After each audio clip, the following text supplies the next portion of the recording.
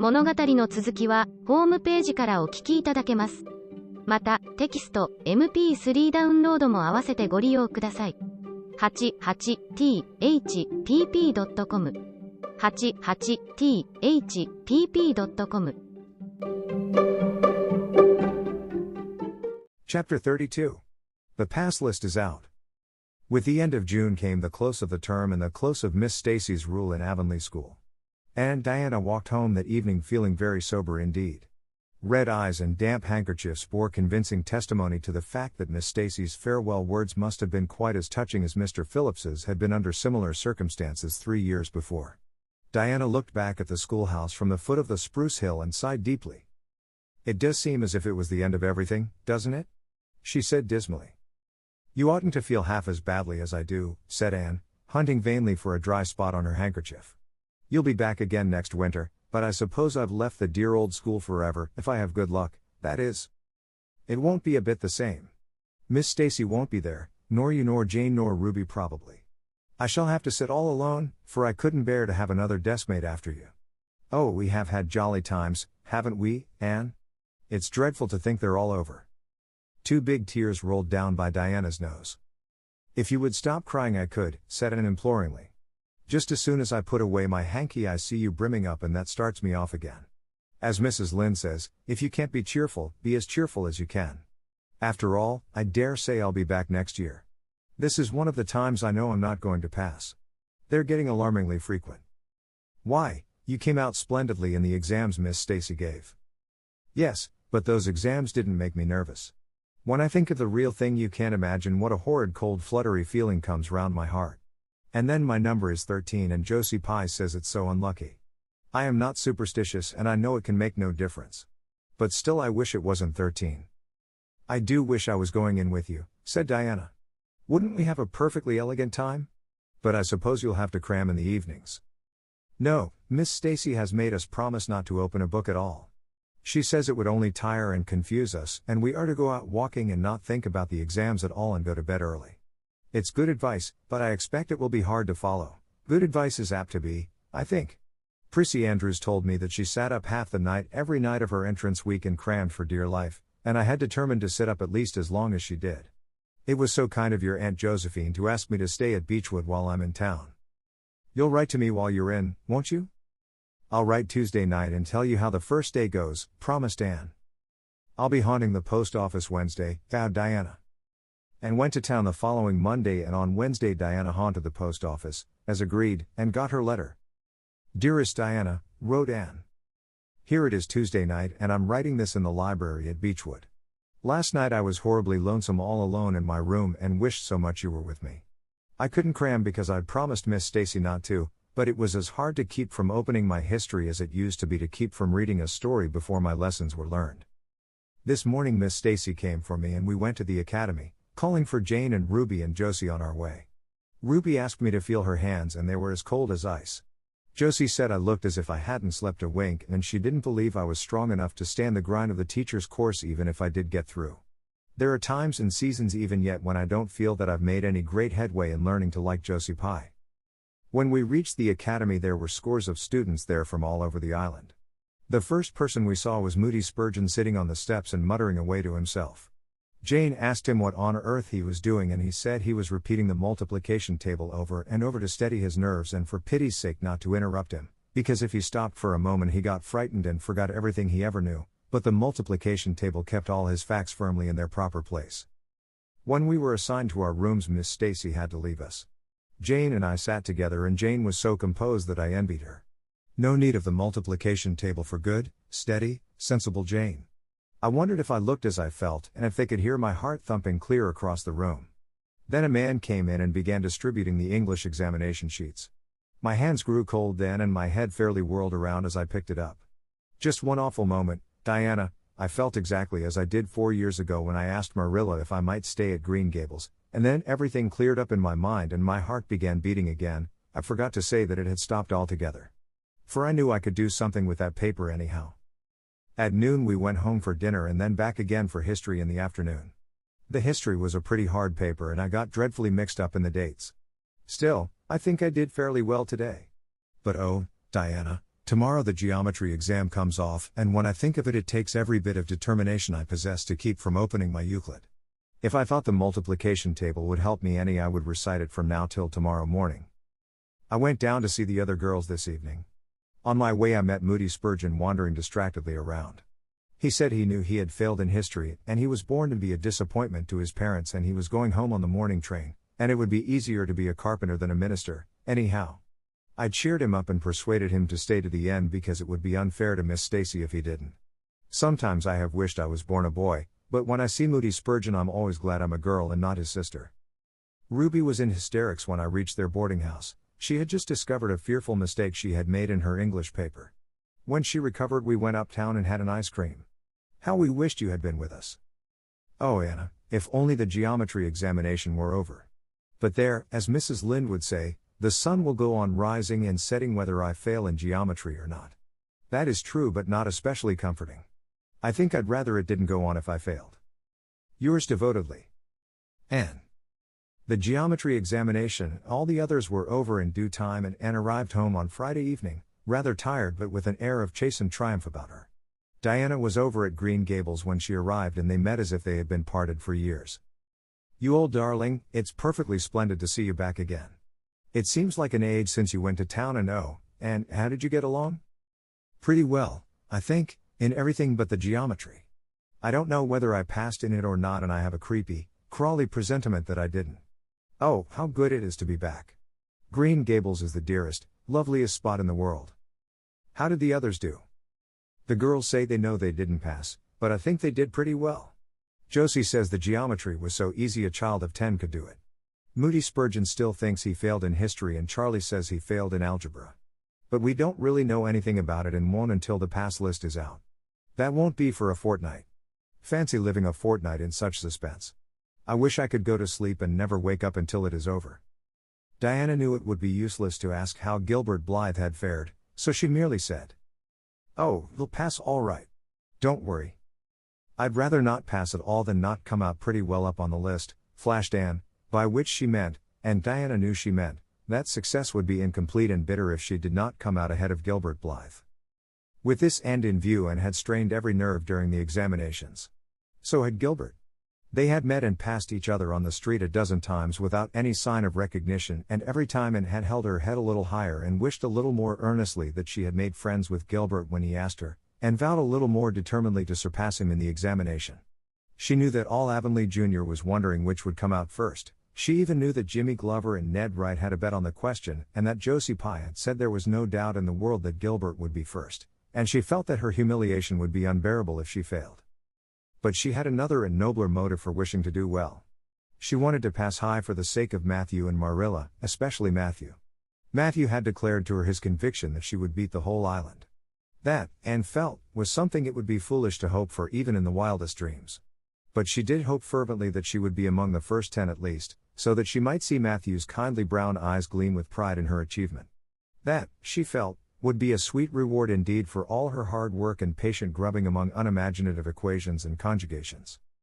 At the end of the fortnight Anne took to haunting the post office also, in the distracted company of Jane, Ruby, and Josie, opening the Charlottetown dailies with shaking hands and cold, sink-away feelings as bad as any experienced during the entrance week.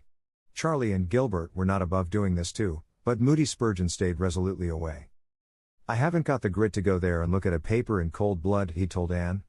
"I'm just going to wait until somebody comes and tells me suddenly whether I've passed or not." When 3 weeks had gone by without the pass list appearing, Anne began to feel that she really couldn't stand the strain much longer. Her appetite failed and her interest in Avonlea doings languished. Mrs. Lynde wanted to know what else you could expect with a Tory superintendent of education at the head of affairs, and Matthew, noting Anne's paleness and indifference and the lagging steps that bore her home from the post office every afternoon, began seriously to wonder if he hadn't better vote Grit at the next election. But one evening the news came.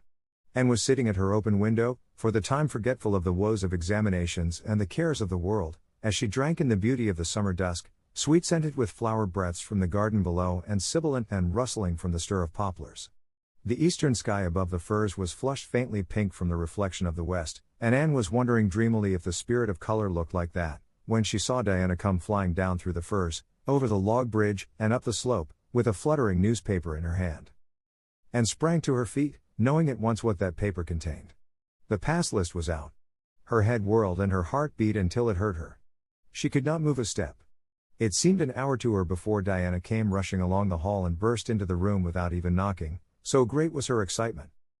"Anne, you've passed," she cried, "passed the very first, you and Gilbert both, your ties, but your name is first. Oh, I'm so proud." Diana flung the paper on the table and herself on Anne's bed, utterly breathless and incapable of further speech. Anne lighted the lamp, oversetting the match safe and using up half a dozen matches before her shaking hands could accomplish the task. Then she snatched up the paper. Yes, she had passed, there was her name at the very top of a list of 200. That moment was worth living for. "You did just splendidly, Anne," puffed Diana, recovering sufficiently to sit up and speak, for Anne, starry-eyed and rapt, had not uttered a word. "Father brought the paper home from Bright River not 10 minutes ago, it came out on the afternoon train, you know, and won't be here till tomorrow by mail, and when I saw the pass list I just rushed over like a wild thing.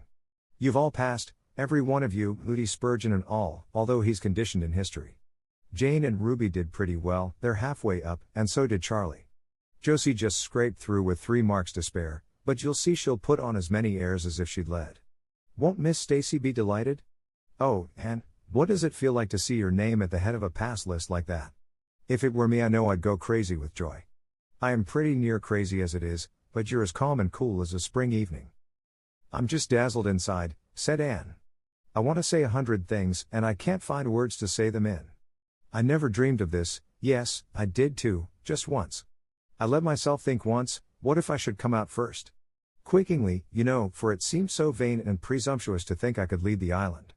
Excuse me a minute, Diana. I must run right out to the field to tell Matthew. Then we'll go up the road and tell the good news to the others." They hurried to the hayfield below the barn where Matthew was coiling hay, and, as luck would have it, Mrs. Lynde was talking to Marilla at the lane fence.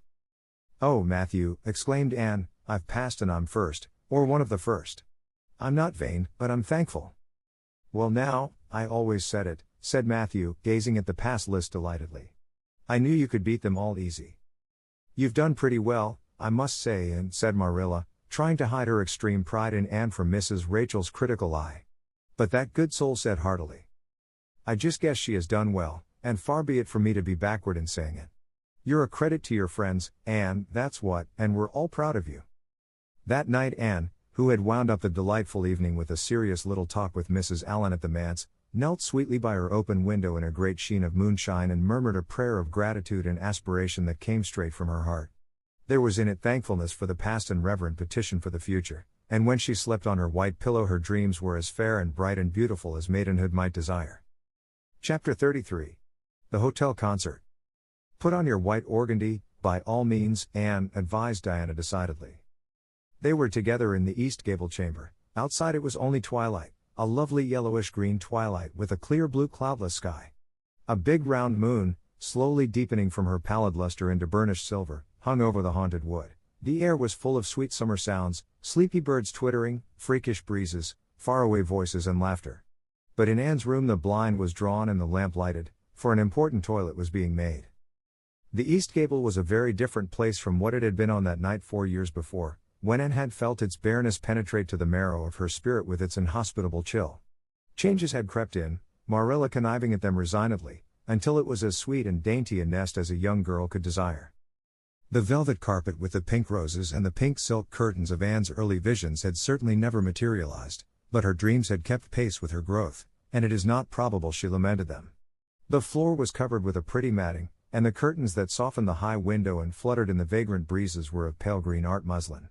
The walls, hung not with gold and silver brocade tapestry, but with a dainty apple blossom paper, were adorned with a few good pictures given Anne by Mrs. Allen.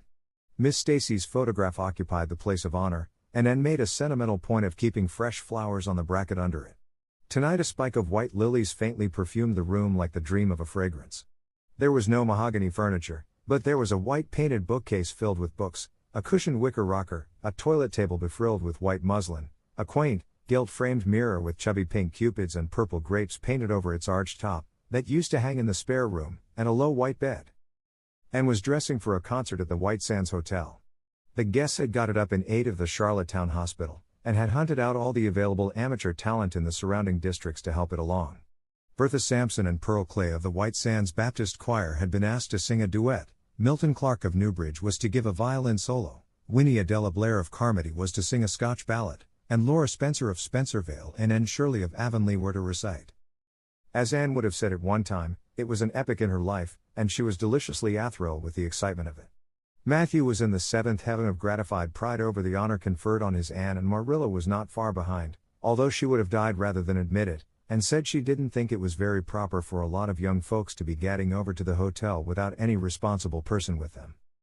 Anne and Diana were to drive over with Jane Andrews and her brother Billy in their double-seated buggy, and several other Avonlea girls and boys were going too. There was a party of visitors expected out from town, and after the concert a supper was to be given to the performers. "Do you really think the organdy will be best?" queried Anne anxiously. "I don't think it's as pretty as my blue-flowered muslin, and it certainly isn't so fashionable. But it suits you ever so much better," said Diana. "It's so soft and frilly and clinging. The muslin is stiff, and makes you look too dressed up. But the organdy seems as if it grew on you." And sighed and yielded. Diana was beginning to have a reputation for notable taste in dressing, and her advice on such subjects was much sought after. She was looking very pretty herself on this particular night in a dress of the lovely wild rose pink, from which Anne was forever debarred, but she was not to take any part in the concert, so her appearance was of minor importance. All her pains were bestowed upon Anne, who, she vowed, must, for the credit of Avonlea, be dressed and combed and adorned to the Queen's taste. "Pull out that frill a little more, so, here, let me tie your sash, now for your slippers. I'm going to braid your hair in 2 thick braids, and tie them halfway up with big white bows. No, don't pull out a single curl over your forehead, just have the soft part. There is no way you do your hair suits you so well, Anne, and Mrs. Allen says you look like a Madonna when you part it so.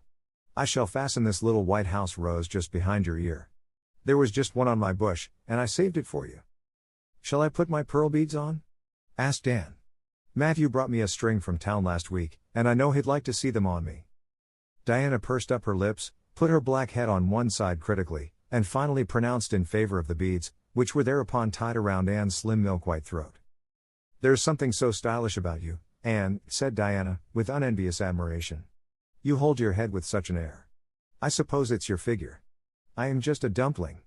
I've always been afraid of it, and now I know it is so. Well, I suppose I shall just have to resign myself to it." "But you have such dimples," said Anne, smiling affectionately into the pretty, vivacious face so near her own. "Lovely dimples, like little dents in cream. I have given up all hope of dimples. My dimple dream will never come true, but so many of my dreams have that I mustn't complain. Am I all ready now?" "All ready," assured Diana, as Marilla appeared in the doorway, a gaunt figure with grayer hair than of yore in no fewer angles, but with a much softer face. "Come right in and look at our elocutionist, Marilla. Doesn't she look lovely?" Marilla emitted a sound between a sniff and a grunt. "She looks neat and proper. I like that way of fixing her hair. But I expect she'll ruin that dress driving over there in the dust and dew with it, and it looks most too thin for these damp nights. Organdy's the most unserviceable stuff in the world anyhow, and I told Matthew so when he got it. But there is no use in saying anything to Matthew nowadays. Time was when he would take my advice, but now he just buys things for Anne regardless, and the clerks at Carmody know they can palm anything off on him. Just let them tell him a thing is pretty and fashionable, and Matthew plunks his money down for it. Mind you keep your skirt clear of the wheel, Anne, and put your warm jacket on." Then Marilla stalked downstairs, thinking proudly how sweet Anne looked, with that one moonbeam from the forehead to the crown. And regretting that she could not go to the concert herself to hear her girl recite. "I wonder if it is too damp for my dress," said Anne anxiously. "Not a bit of it," said Diana, pulling up the window blind. "It's a perfect night and there won't be any dew. Look at the moonlight. I'm so glad my window looks east into the sun rising," said Anne, going over to Diana. "It's so splendid to see the morning coming up over those long hills and glowing through those sharp fir tops. It's new every morning, and I feel as if I washed my very soul in that bath of earliest sunshine. Oh Anna, I love this little room so dearly. I don't know how I'll get along without it when I go to town next month." "Don't speak of your going away tonight," begged Diana. "I don't want to think of it, it makes me so miserable, and I do want to have a good time this evening. What are you going to recite, Anne? And are you nervous?" "Not a bit. I've recited so often in public I don't mind at all now. I've decided to give the maiden's vow. It's so pathetic. Laura Spencer is going to give a comic recitation, but I'd rather make people cry than laugh. What will you recite if they encore you? They won't dream of encoring me, scoffed Anne, who was not without her own secret hopes that they would, and already visioned herself telling Matthew all about it at the next morning's breakfast table. There are Billy and Jane now, I hear the wheels. Come on. Billy Andrews insisted that Anne should ride on the front seat with him, so she unwillingly climbed up.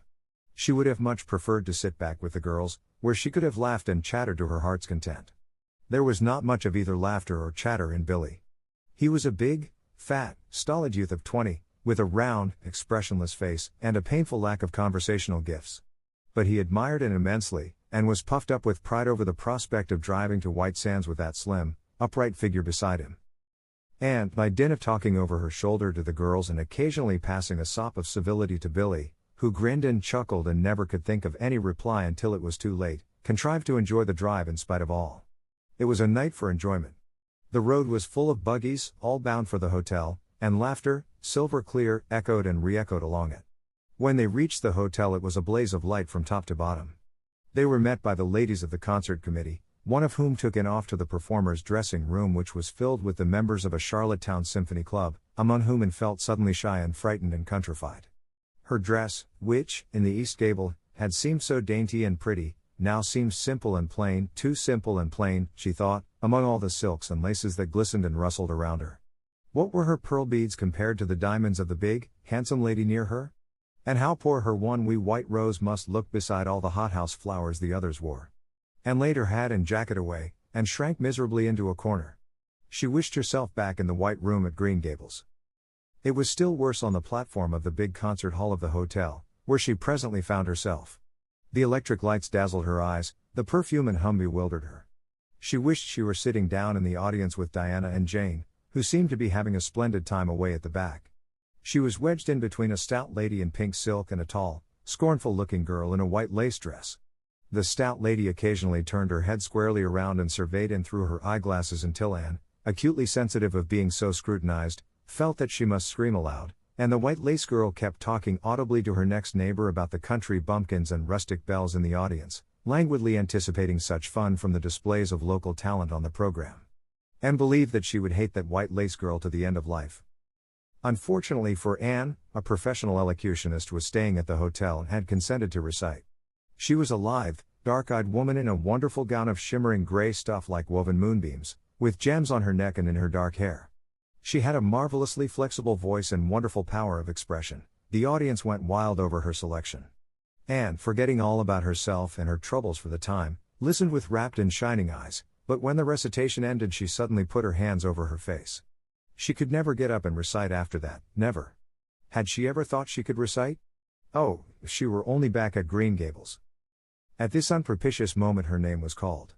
Somehow Anne, who did not notice the rather guilty little start of surprise the white lace girl gave, and would not have understood the subtle compliment implied therein if she had, got on her feet and moved dizzily out to the front.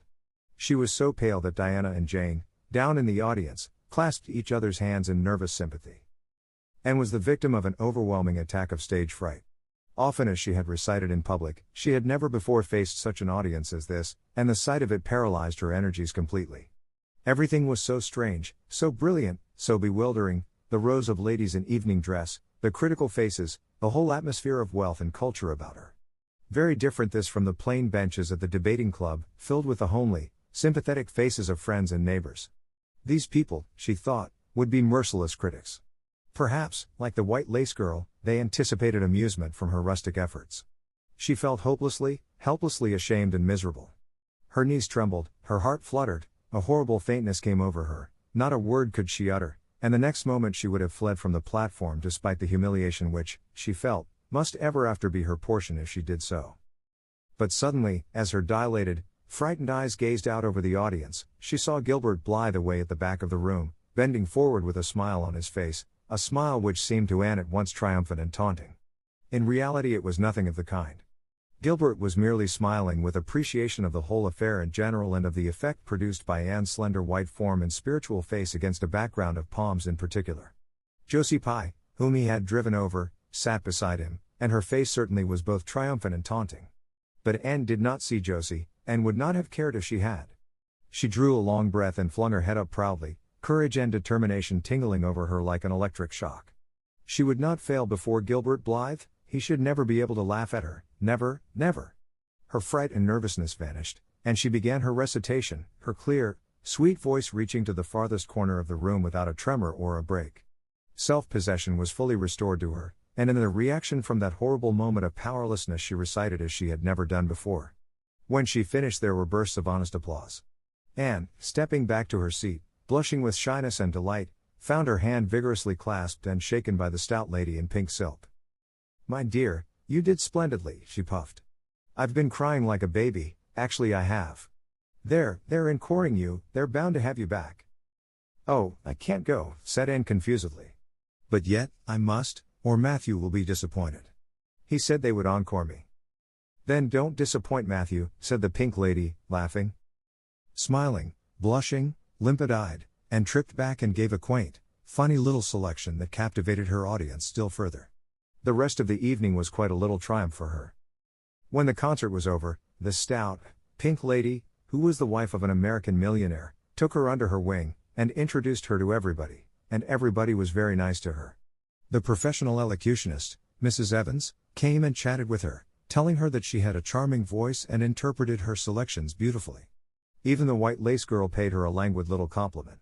They had supper in the big, beautifully decorated dining room. Diana and Jane were invited to partake of this, also, since they had come with Anne, but Billy was nowhere to be found, having decamped in mortal fear of some such invitation. He was in waiting for them, with the team, however, when it was all over, and the three girls came merrily out into the calm, white moonshine radiance. And breathed deeply, and looked into the clear sky beyond the dark boughs of the firs.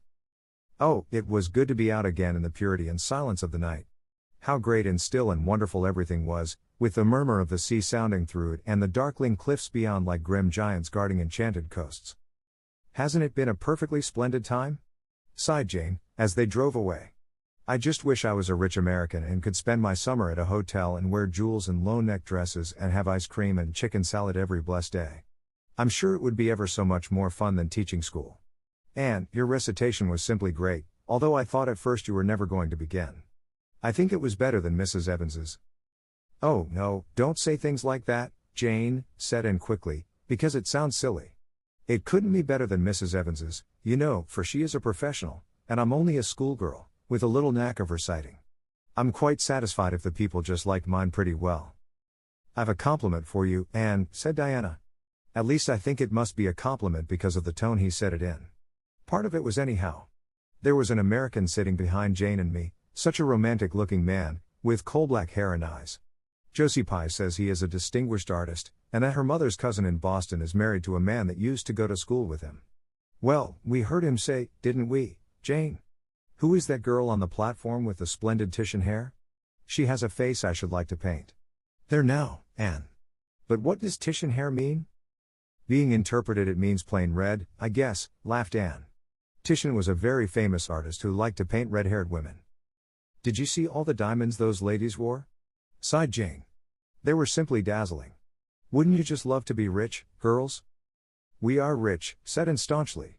"Why, we have 16 years to our credit, and we're happy as queens, and we've all got imaginations, more or less. Look at that sea, girls, all silver and shadow and vision of things not seen. We couldn't enjoy its loveliness any more if we had millions of dollars and ropes of diamonds. You wouldn't change into any of those women if you could. Would you want to be that white lace girl and wear a sour look all your life, as if you'd been born turning up your nose at the world? Or the pink lady, kind and nice as she is, so stout and short that you'd really no figure at all? Or even Mrs. Evans, with that sad, sad look in her eyes? She must have been dreadfully unhappy sometime to have such a look. You know you wouldn't, Jane Andrews." "I don't know, exactly," said Jane unconvinced. "I think diamonds would comfort a person for a good deal." "Well, I don't want to be anyone but myself, even if I go uncomforted by diamonds all my life," declared Anne. "I'm quite content to be Anne of Green Gables, with my string of pearl beads. I know Matthew gave me as much love with them as ever went with Madame the Pink Lady's jewels." Chapter 34. A Queen's Girl. The next 3 weeks were busy ones at Green Gables, for Anne was getting ready to go to Queen's, and there was much sewing to be done, and many things to be talked over and arranged. Anne's outfit was ample and pretty, for Matthew saw to that, and Marilla for once made no objections whatever to anything he purchased or suggested. More, one evening she went up to the east gable with her arms full of a delicate pale green material. "Anne, here's something for a nice light dress for you. I don't suppose you really need it, you've plenty of pretty waists, but I thought maybe you'd like something real dressy to wear if you were asked out anywhere of an evening in town, to a party or anything like that. I hear that Jane and Ruby and Josie have got evening dresses, as they call them, and I don't mean you shall be behind them. I got Mrs. Allen to help me pick it in town last week, and we'll get Emily Gillis to make it for you. Emily has got taste, and her fits aren't to be equaled." "Oh, Arilla, it's just lovely," said Anne. "Thank you so much. I don't believe you ought to be so kind to me, it's making it harder every day for me to go away." The green dress was made up with as many tucks and frills and shirrings as Emily's taste permitted. Anne put it on one evening for Matthew's and Marilla's benefit, and recited the maiden's vow for them in the kitchen. As Marilla watched the bright, animated face and graceful motions, her thoughts went back to the evening Anne had arrived at Green Gables, and memory recalled a vivid picture of the odd, frightened child in her preposterous yellowish-brown wincey dress, the heartbreak looking out of her tearful eyes. Something in the memory brought tears to Marilla's own eyes. "I declare, my recitation has made you cry, Marilla," said Anne gaily, stooping over Marilla's chair to drop a butterfly kiss on that lady's cheek. "Now, I call that a positive triumph." "No, I wasn't crying over your piece," said Marilla, who would have scorned to be betrayed into such weakness by any poetry stuff. "I just couldn't help thinking of the little girl you used to be, Anne. And I was wishing you could have stayed a little girl, even with all your queer ways. You've grown up now and you're going away, and you look so tall and stylish and so different altogether in that dress, as if you didn't belong in Avonlea at all, and I just got lonesome thinking it all over. Marilla." And sat down on Marilla's gingham lap, took Marilla's lined face between her hands, and looked gravely and tenderly into Marilla's eyes. "I'm not a bit changed, not really. I'm only just pruned down and branched out. The real me, back here, is just the same. It won't make a bit of difference where I go or how much I change outwardly. At heart I shall always be your little Anne, who will love you and Matthew and dear Green Gables more and better every day of her life." Anne laid her fresh young cheek against Marilla's faded one, and reached out a hand to pat Matthew's shoulder. Marilla would have given much just then to have possessed Anne's power of putting her feelings into words, but nature and habit had willed it otherwise, and she could only put her arms close about her girl and hold her tenderly to her heart, wishing that she need never let her go. Matthew, with a suspicious moisture in his eyes, got up and went out of doors. Under the stars of the blue summer night he walked agitatedly across the yard to the gate under the poplars. "Well now, I guess she ain't been much spoiled," he muttered proudly. "I guess my putting in my or occasional never did much harm after all. She's smart and pretty, and loving, too, which is better than all the rest. She's been a blessing to us, and there never was a luckier mistake than what Mrs. Spencer made, if it was luck. I don't believe it was any such thing. It was Providence, because the Almighty saw we needed her, I reckon." The day finally came when Anne must go to town. She and Matthew drove in one fine September morning, after a tearful parting with Diana and an untearful practical one, on Marilla's side at least, with Marilla. But when Anne had gone, Diana dried her tears and went to a beach picnic at White Sands with some of her Carmody cousins, where she contrived to enjoy herself tolerably well, while Marilla plunged fiercely into unnecessary work and kept at it all day long with the bitterest kind of heartache, the ache that burns and gnaws and cannot wash itself away in ready tears. But that night, when Marilla went to bed, acutely and miserably conscious that the little gable room at the end of the hall was untenanted by any vivid young life and unstirred by any soft breathing, she buried her face in her pillow, and wept for her girl in a passion of sobs that appalled her when she grew calm enough to reflect how very wicked it must be to take on so about a sinful fellow creature. Anne and the rest of the Avonlea scholars reached town just in time to hurry off to the academy. That first day passed pleasantly enough in a whirl of excitement, meeting all the new students, learning to know the professors by sight and being assorted and organized into classes. Anne intended taking up the second-year work, being advised to do so by Miss Stacy. Gilbert Blythe elected to do the same. This meant getting a first-class teacher's license in 1 year instead of 2, if they were successful, but it also meant much more and harder work. Jane, Ruby, Josie, Charlie, and Moody Spurgeon, not being troubled with the stirrings of ambition, were content to take up the second-class work. Anne was conscious of a pang of loneliness when she found herself in a room with 50 other students, not one of whom she knew except the tall, brown-haired boy across the room, and knowing him in the fashion she did not help her much, as she reflected pessimistically. Yet she was undeniably glad that they were in the same class. The old rivalry could still be carried on, and Anne would hardly have known what to do if it had been lacking. I wouldn't feel comfortable without it, she thought. Gilbert looks awfully determined. I suppose he's making up his mind, here and now, to win the medal. What a splendid chin he has. I never noticed it before. I do wish Jane and Ruby had gone in for first class, too. I suppose I won't feel so much like a cat in a strange garret when I get acquainted, though. I wonder which of the girls here are going to be my friends. It's really an interesting speculation. Of course I promised Diana that no Queen's girl, no matter how much I liked her, should ever be as dear to me as she is, but I've lots of second-best affections to bestow. I like the look of that girl with the brown eyes and the crimson waist. She looks vivid and red-rosy. There's that pale, fair one gazing out of the window. She has lovely hair, and looks as if she knew a thing or two about dreams.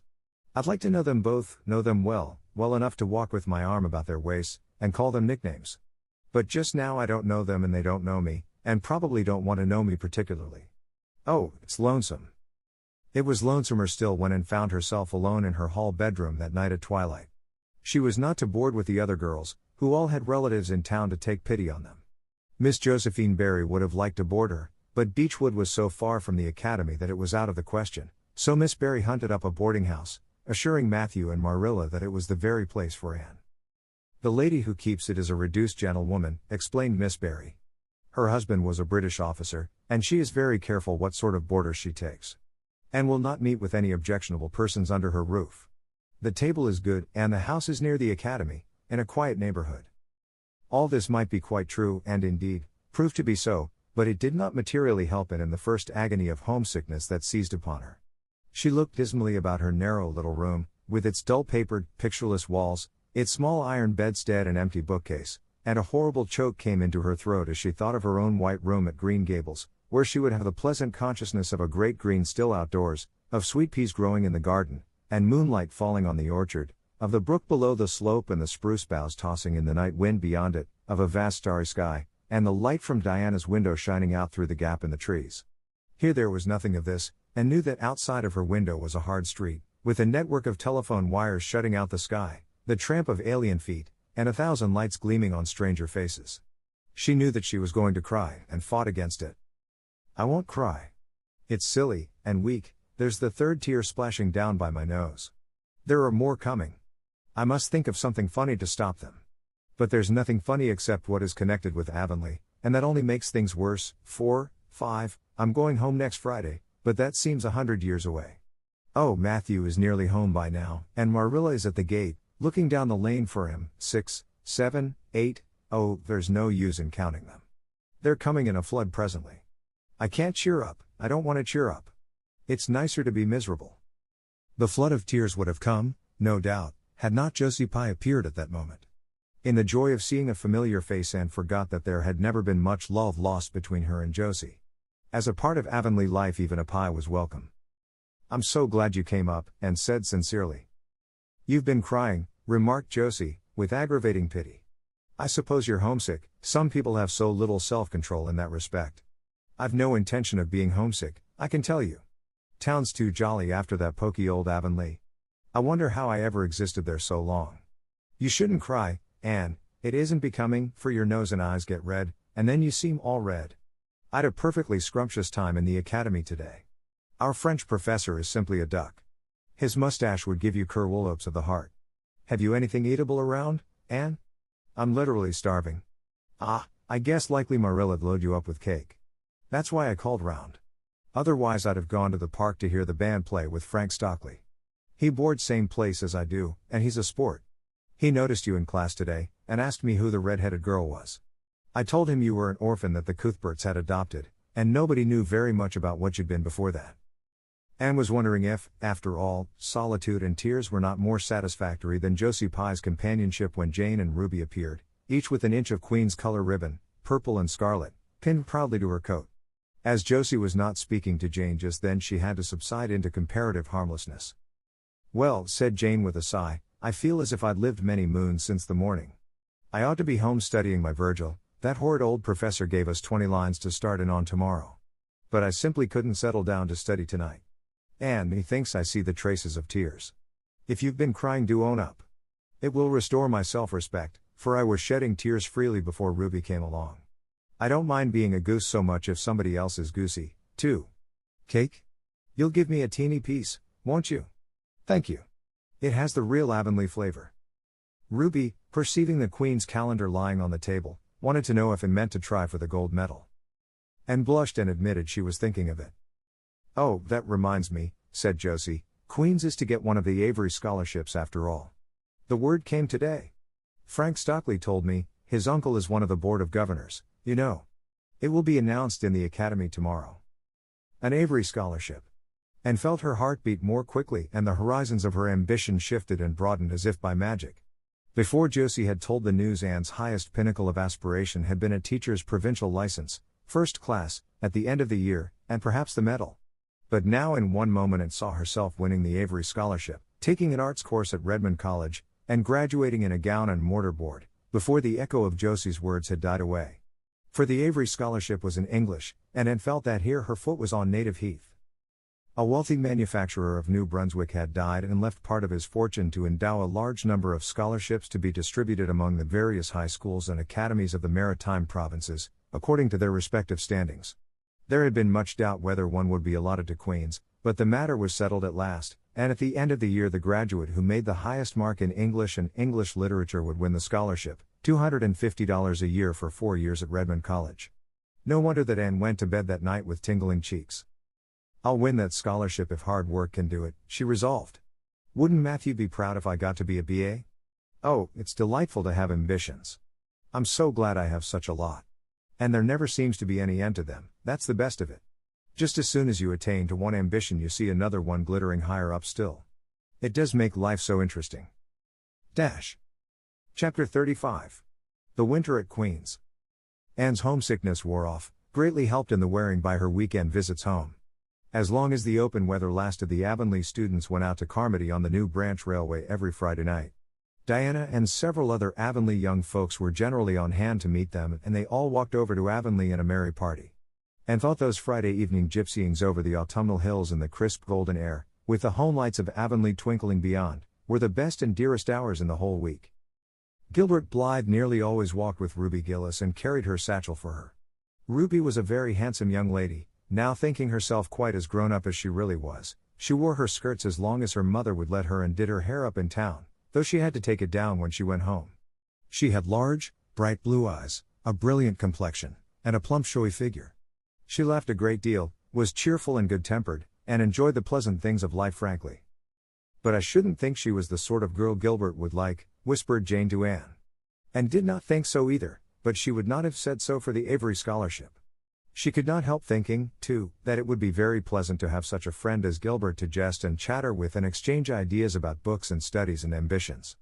Gilbert had ambitions, she knew, and Ruby Gillis did not seem the sort of person with whom such could be profitably discussed. There was no silly sentiment in Anne's ideas concerning Gilbert. Boys were to her, when she thought about them at all, merely possible good comrades. If she and Gilbert had been friends she would not have cared how many other friends he had nor with whom he walked. She had a genius for friendship, girlfriends she had in plenty, but she had a vague consciousness that masculine friendship might also be a good thing to round out one's conceptions of companionship and furnish broader standpoints of judgment and comparison.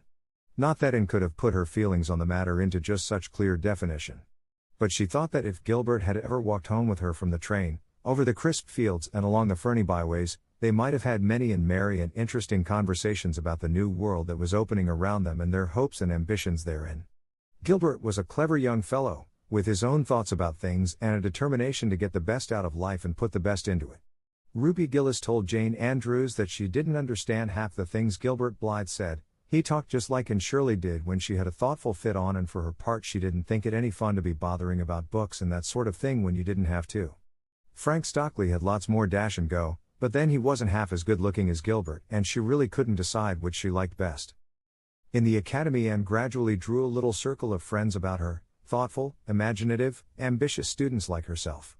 With the Rose-Red Girl, Stella Maynard, and the Dream Girl, Priscilla Grant, she soon became intimate, finding the latter pale spiritual-looking maiden to be full to the brim of mischief and pranks and fun, while the vivid, black-eyed Stella had a heart full of wistful dreams and fancies, as aerial and rainbow-like as Anne's own.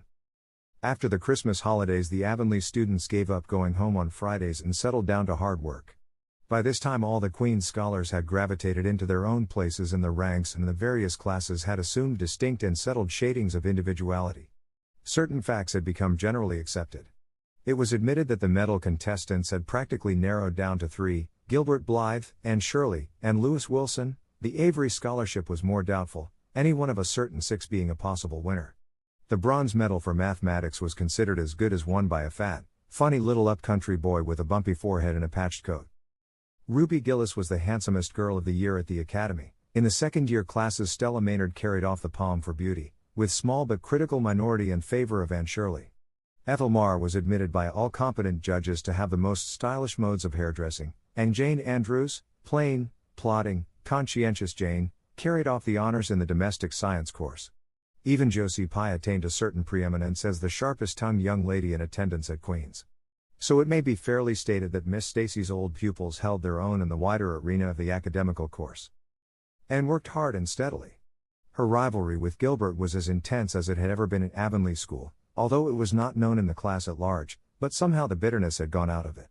Anne no longer wished to win for the sake of defeating Gilbert, rather, for the proud consciousness of a well-won victory over a worthy foeman.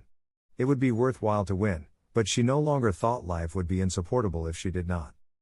In spite of lessons, the students found opportunities for pleasant times. Anne spent many of her spare hours at Beechwood and generally ate her Sunday dinners there and went to church with Miss Barry.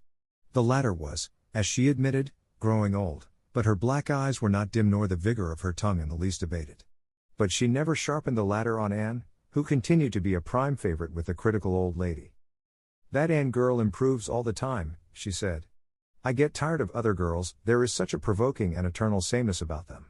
And has as many shades as a rainbow, and every shade is the prettiest while it lasts. I don't know that she is as amusing as she was when she was a child, but she makes me love her, and I like people who make me love them. It saves me so much trouble in making myself love them."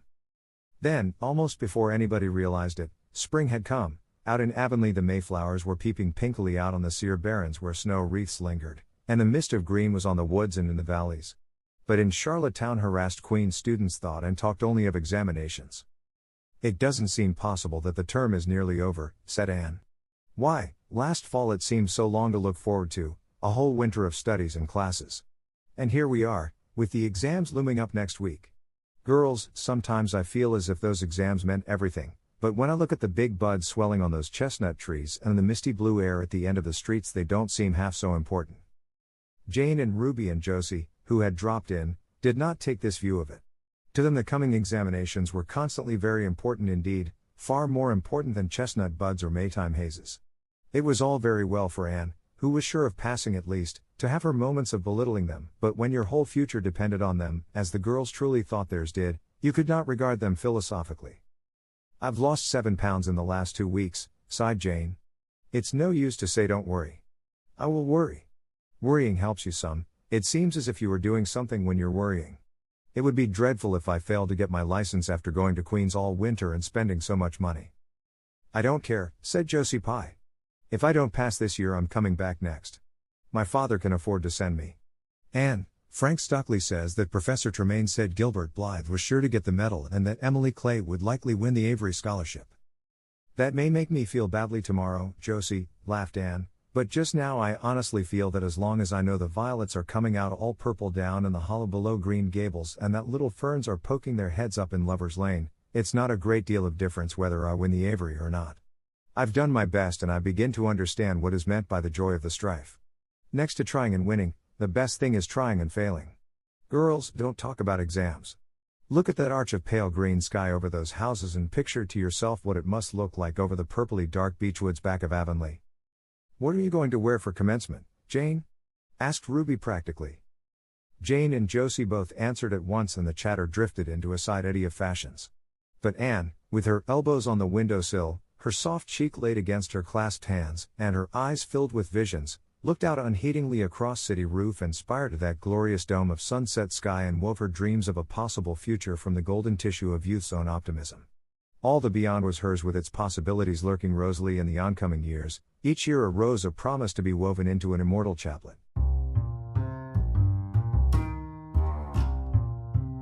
次回のこの物語の最終回はホームページよりお聞きいただけます。ポッドキャストでは配信されません。ホームページより物語の結末をお楽しみください。88thpp.com 88thpp.com 英語聞き流しリスニング